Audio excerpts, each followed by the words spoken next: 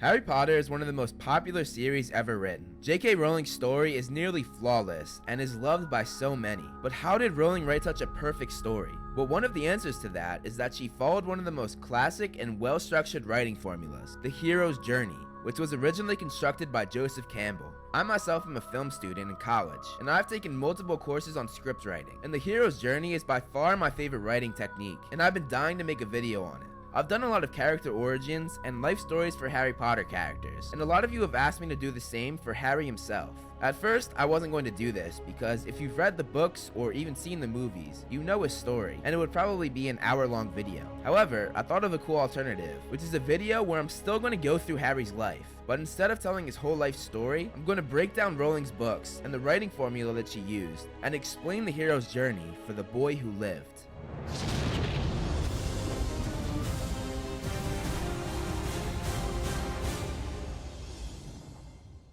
So what is the hero's journey? Well, it's a 12-stage narrative arc that describes the typical adventure of the hero, in this case, Harry. The hero in the journey is the one who goes out and achieves great deeds on behalf of a group of people, in this case, the Wizarding World. This structure can be found in each and every book in the series, but I'm going to look at the broader story and go over Harry's journey for the entire series. Because of this, some of the things might be a bit out of order from the original 12-point structure, but we're still going to hit all 12 points. So let's get started. The first step to the journey is the ordinary world. This is where the story starts before the journey begins for the hero. For Harry, the ordinary world is the Muggle world. It's here that we learn crucial details about our hero, such as his true nature, capabilities, and outlook on life. The first few chapters, we learn Harry's true nature. He's a kind and selfless person. For his capabilities, we learn that Harry's capable of doing some odd things. This includes ending up on rooftops while being chased by Dudley, being able to make glass disappear at the zoo to make Dudley fall into the display, and of course we learn about his ability to talk to snakes, which plays a big role later on in the series. Can you hear me? The first step anchors the hero as human, just like the reader, and it makes it easier for us to identify with the hero, which in turn makes us more invested in the character as he completes the rest of his journey. We can expect great things from you. The second step is the call to adventure. This step interrupts the comfort of the hero's ordinary world and presents a challenge or quest that must be undertaken. Harry receives his call to adventure when Hagrid comes to him and finally gives him his Hogwarts letter. It disrupts his ordinary Muggle life and changes his whole view on the world. It presents him with a quest, the quest being to go to Hogwarts and to enter the Wizarding World. The next step is the refusal to the call. In this stage of the journey, the hero might have second thoughts or fears or personal doubts as to whether he is up for the challenge, or moreover, if he's actually the right person to take on that challenge. Harry has personal doubts that he actually is a wizard. I can't be a wizard. I mean, I'm just Harry. Just Harry. He doesn't think that he's the right person to take on the task, and doesn't think he's able to go to Hogwarts. Harry's afraid to take on the huge wizarding world, and for a second thinks about staying in the comfort of the Muggle world. Unless you'd rather stay, of course.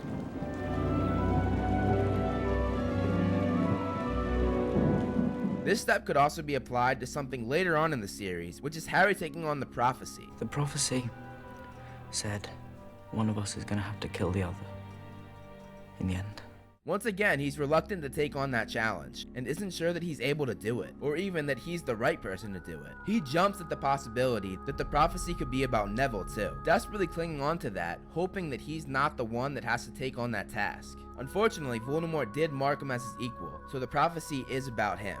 Now, as I said, we might be going a little bit out of order, so right now we're going to skip ahead to step 5 and then come back to step 4. Step 5 is called Crossing the Threshold. Here the hero commits to leaving the ordinary world and entering a new region with unfamiliar rules and values. This applies to Harry when he decides to leave the Dursleys and go with Hagrid. He then enters the region of the Wizarding World when he goes to Diagon Alley, and later when he goes to Hogwarts. Harry's actions of crossing this threshold signifies his commitment to his journey. This makes the audience bond with Harry because just like him, we're entering this new world.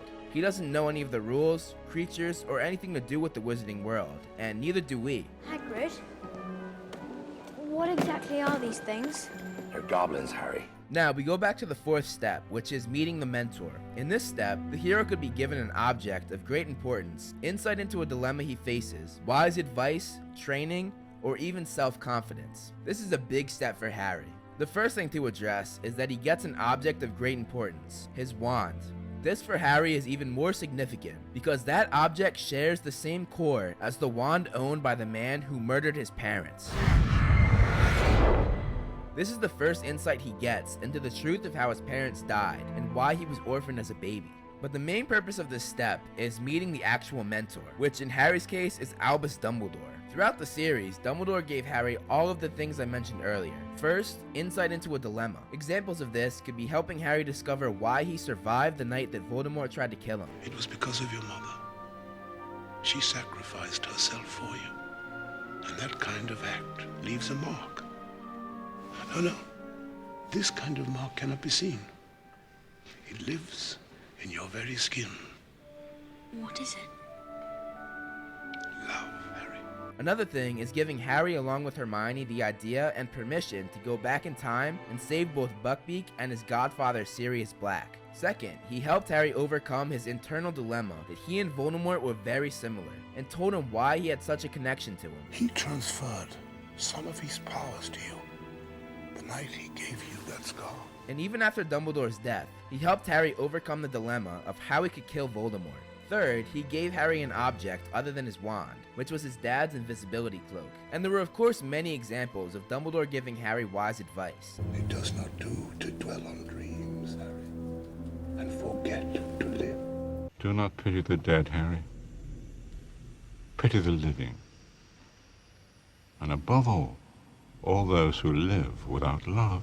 Dumbledore also trained Harry, however, it might not have been in the most classic way. Harry learned most of his magic from his professors, Hermione, and just through life and the dilemmas that he had to face. But Dumbledore gave him training in the Half-Blood Prince. He gave Harry lessons. These lessons were meant to train Harry on how to defeat Voldemort, and how to find all of his Horcruxes based on the wealth of information that Dumbledore provided him, which of course focused on Voldemort's early life. In other words, Dumbledore the Mentor trained Harry the hero to defeat his greatest task, Lord Voldemort.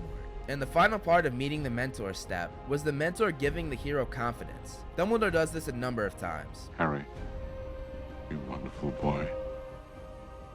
You brave, brave man. He assures Harry that he is a true Gryffindor. It take a true Gryffindor to pull that out of the hat. And he gives Harry the confidence to fight off Voldemort when he's possessing Harry's body. Harry, it isn't how you are like. It's how you are not. Harry feels like he's on his own many times throughout the series, but Dumbledore assures him that he's not, and gives Harry the confidence to move on and embrace his relationships rather than push them away, not only giving him confidence, but also some more advice. You have friends here. You're not alone. While Dumbledore was definitely the most prominent mentor, some other mentors include Remus Lupin, who helped Harry with his Patronus and also gave him great advice. Also, another mentor was his godfather, Sirius Black, who Harry often turned to for advice. He also gave Harry great confidence when he assured Harry that he was a good person, at a time when Harry was doubting this. You're not a bad person. You're a very good person who bad things have happened to. You understand? The next step is tests, allies, and enemies. This is where the hero faces a series of challenges that test him in a variety of ways. Harry faces many obstacles throughout the series, each presenting him with a new set of skills. This includes stopping Quirrell and subsequently Voldemort from getting the Philosopher's Stone, facing a basilisk, facing his ultimate fear, the Dementors, and gaining the ability to produce a Patronus. While those are the physical obstacles that he faced, he also faced some internal obstacles. One is him dealing with being famous.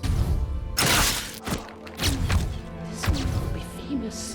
There won't be a child in our world who doesn't know his name. Famous Harry Potter.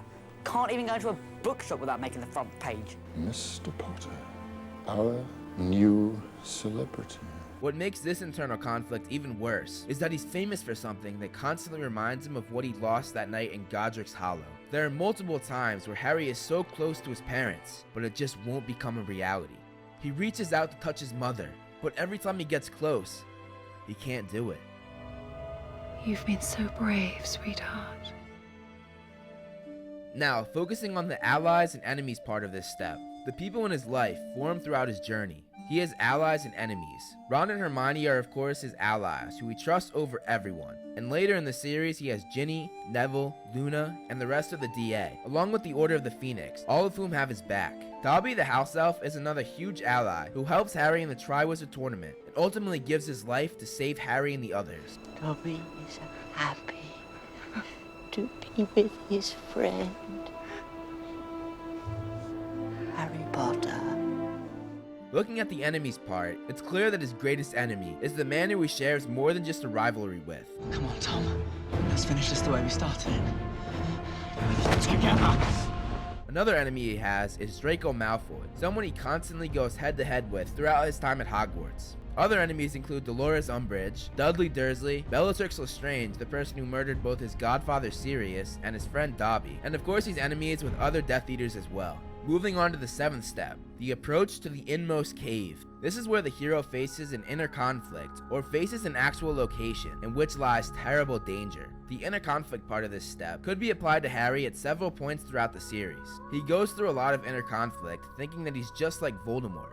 This connection between me and Voldemort. What if the reason for it is that I am becoming more like him?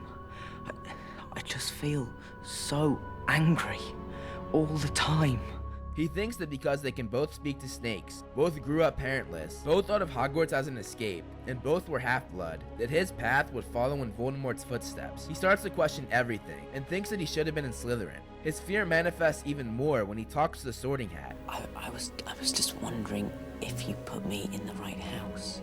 But I stand by what I said last year. You would have done well in Slytherin. Another inner conflict that Harry faces is when the whole wizarding world turns on him and doesn't believe him that Voldemort had returned. He isolates himself and blocks everyone out, even Ron and Hermione. You don't understand. Help us to.